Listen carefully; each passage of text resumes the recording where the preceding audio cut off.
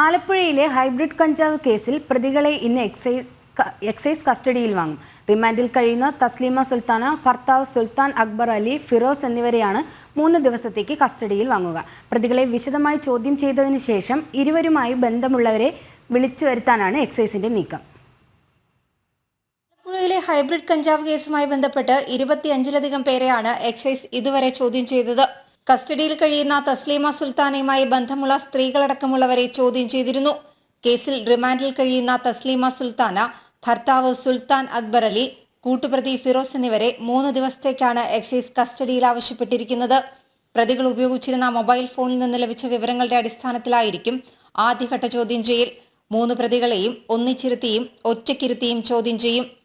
മുഖ്യപ്രതിയായ സുൽത്താൻ അക്ബർ അലിക്ക് കഞ്ചാവ് കടത്തിനു പുറമെ സ്വർണ്ണക്കടത്തുമുണ്ടെന്ന് കണ്ടെത്തിയിട്ടുണ്ട്.